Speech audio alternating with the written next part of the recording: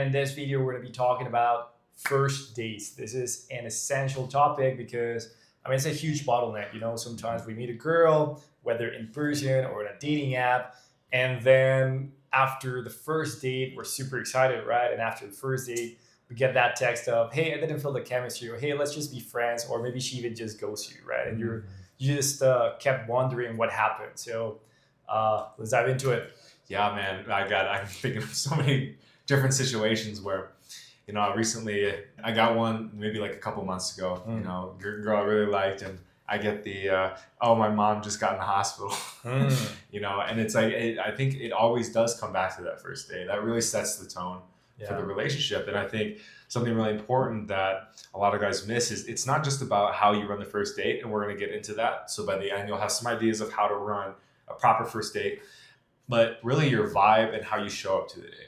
If you're tired, if you're low energy, if you're in a bad mood, that sometimes is enough to make the girl not want to see you again. Yeah, exactly.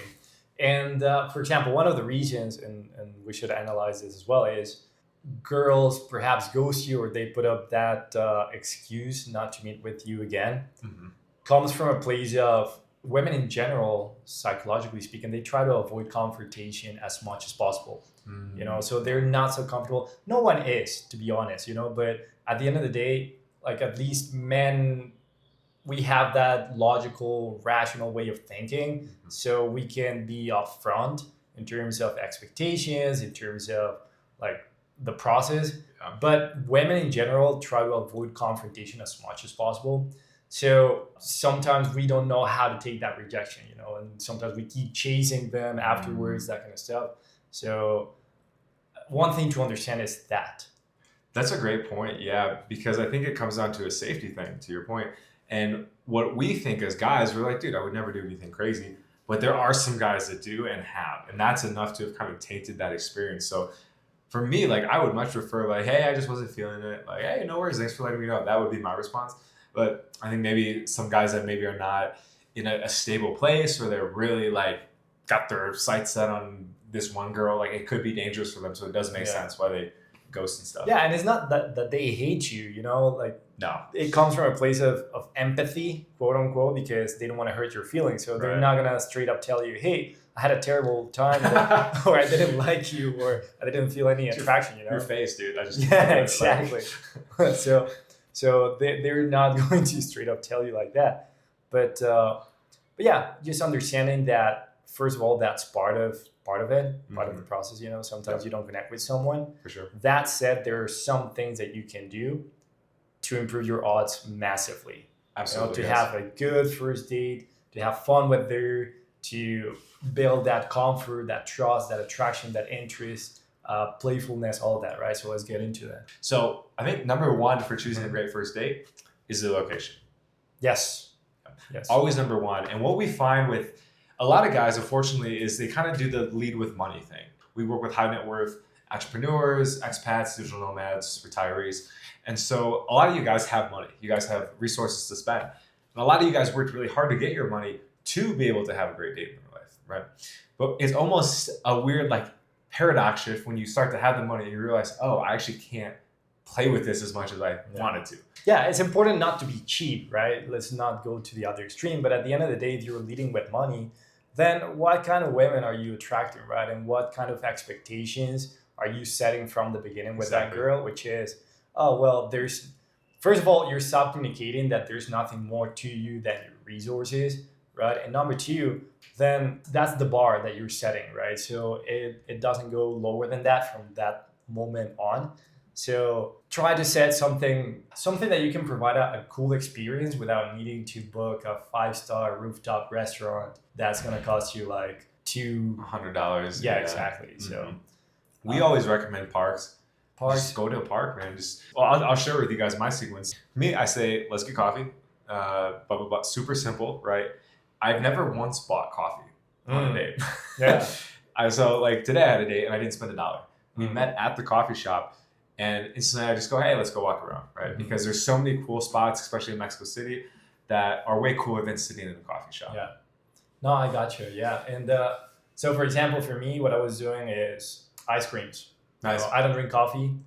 So Yeah. but I love ice cream. Oh, So that's important. Also, don't come in with the mindset of what is she going to like or how can I impress her. Yep. But also take into account what you like, your interests, that kind of stuff. All right? absolutely. Don't be selfish, but what I mean is I love ice creams. I love taking girls to ice cream places. So yeah, location, right? And something to add there is once you know or once you go to a spot you're familiar with and you have built some sort of good reputation or good relationship with the servers, the bouncer, the people that work there, that frequent that place, then that will give you massive social proof and pre-selection when you take someone to that place because you're gonna say hi to everyone. Yeah. So she's gonna wonder, like, why is everyone saying hi to this guy? Yeah. Maybe not consciously, but subconsciously, she's going to get that idea of, all right, this guy knows everyone. He's social. He's not like some weirdo that I met out of a dating app. Yeah. Yep.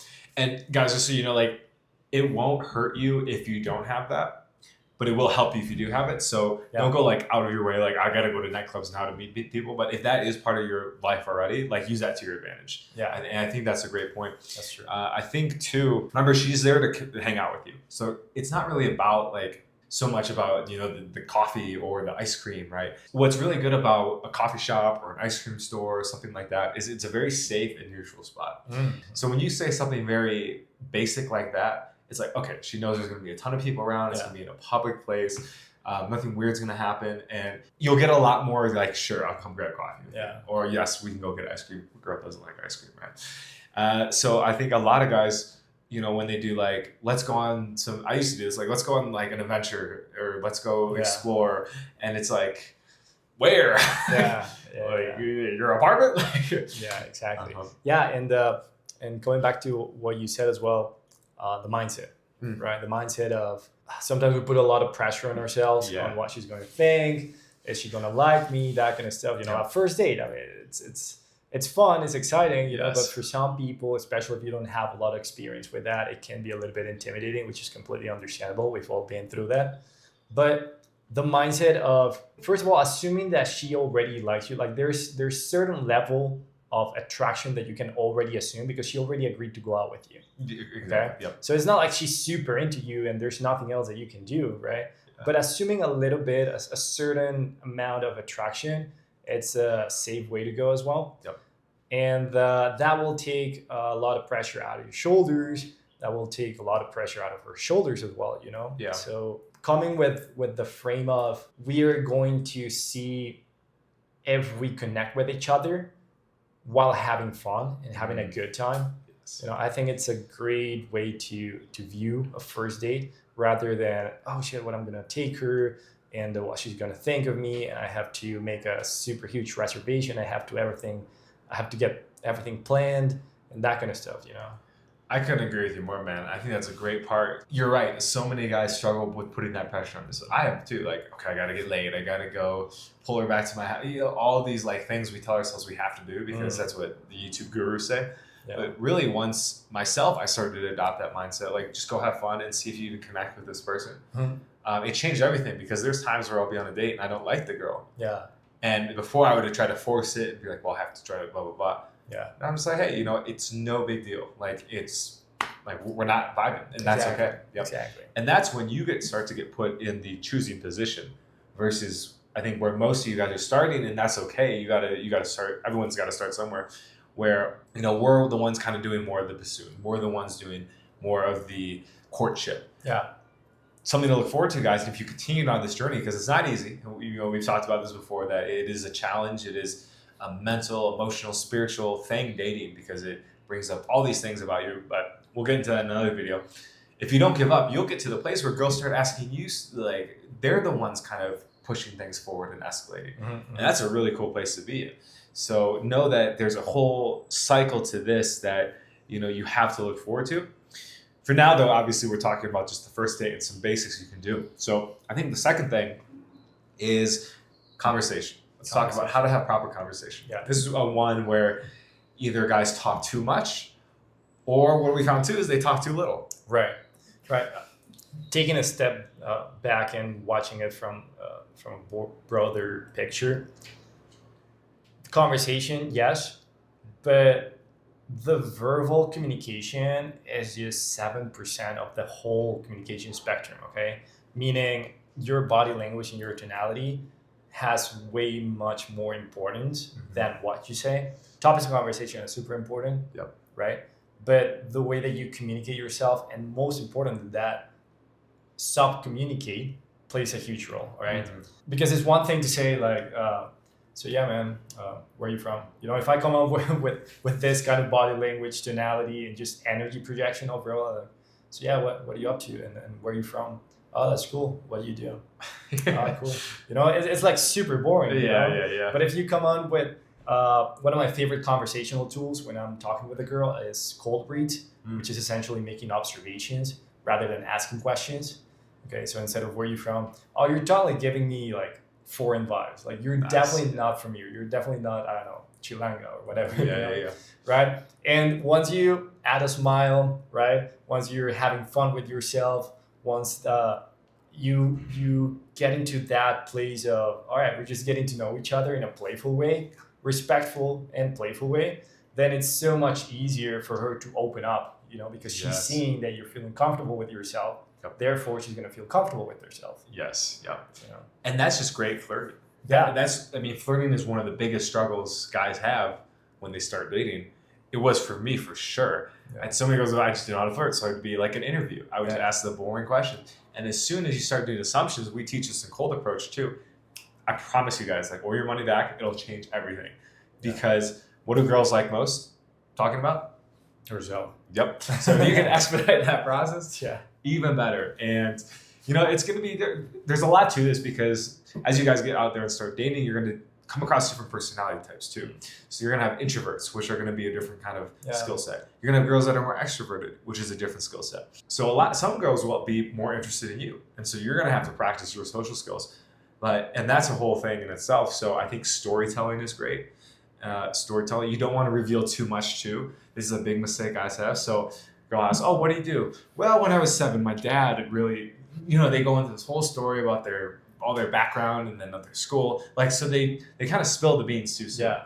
And girls, this is one of the biggest things. We call it speaking womanese.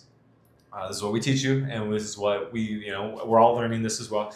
Speaking womanese, women want to find out about you like a good novel. Right? Yeah. Like a 4-part series that spans over 80 years. That's their dream for every guy. So when you're on the first date and you're like, this is everything about me, everything you need to know, all my fears, all my secrets, everything I love. There's nothing more. Nothing more, right? And it shows too that you're too excited and eager. Yeah. And you're a little bit too horny, you could say. Yeah. So the more calm and relaxed and the less you can reveal about yourself. And this takes practice for sure. The less you can reveal about yourself, the more she's going to be interested in you and want to have that second date. Yeah. Yeah. And something very powerful about that is when you start divulging information about yourself in a logical, rational way. Sure. I mean, if she's empathetic, if she's into you, then she's going to pay some sort of attention.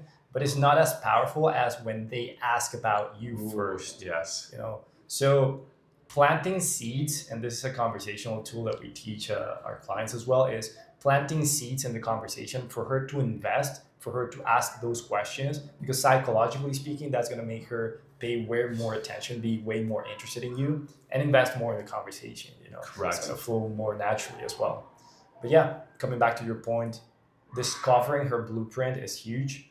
And here comes a concept which is a little bit technical, which is calibration.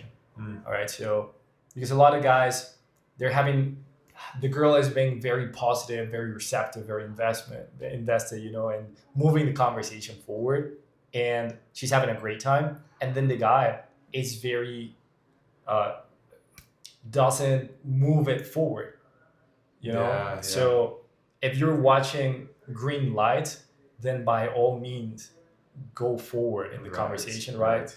Maybe take her hand and go into deeper topics, you know, flirt in a more direct way, that kind of stuff. And then there's the opposite scenario where the girl is being very reserved, shy, introverted, something like that, and then the guy goes full throttle flirting. And, hey, babe. Yeah, exactly. And then he's trying to make out with her right there and then. She's pulling back, obviously. So that's where calibration comes in. And this is another thing that we help our clients with. And that is the concept of figuring out how she's feeling and having the emotional intelligence to pick up the signs that she's giving in terms of how she's feeling, with the Yes. conversation. So you can perhaps build more comfort first, perhaps build more trust, right? Or if she's feeling it, then go straight into building more attraction, more interest, be Right. more flirty, that kind of stuff. Yeah. And that takes experience. Yeah. So 100%, man. I think, again, all stuff to look forward to, but the name of the game is getting on dates, getting out there, swiping, cold approaching, making sure you're having these opportunities to learn. Because, Emiliano, if you would have explained to me when I started my dating journey what you just shared with me, I don't know if it would have quite sank because I just didn't have that reference experience, That's right? And so after going on dozens and hundreds of dates, you start to realize like these patterns, right? Yeah. And then you calibrate, like you said, calibration, you calibrate to the person. And that's just the skill of dating. That's the beauty of it. It's something you can get better at. Like any sport, any hobby, any craft, playing music, right? The more you practice it, the better you get. Yes. And of course, then the better you get, the more results you get. So ideally, we're here to teach you kind of the basics and then slowly move you up to that advanced level because you're going to have fun along the way, but you're going to get to a point where what worked before doesn't work anymore. Yes. And what took you here won't take you there. Exactly. And it can be a weird spot because like sometimes you might get less results even though you're doing better, which is like a weird kind of paradox, which we can talk about in another video. But stay tuned for part 2. I think we covered a couple really good things, and we're going to dive into more of the fun stuff, which is that escalation, how to be flirty, how to physically touch, eye contact, all that stuff. Yeah. So that will be in the next video coming up here. We were there once at the beginning, and we know that with a little bit of work and a little bit of dedication, your life can be completely different. So see you guys in the next one.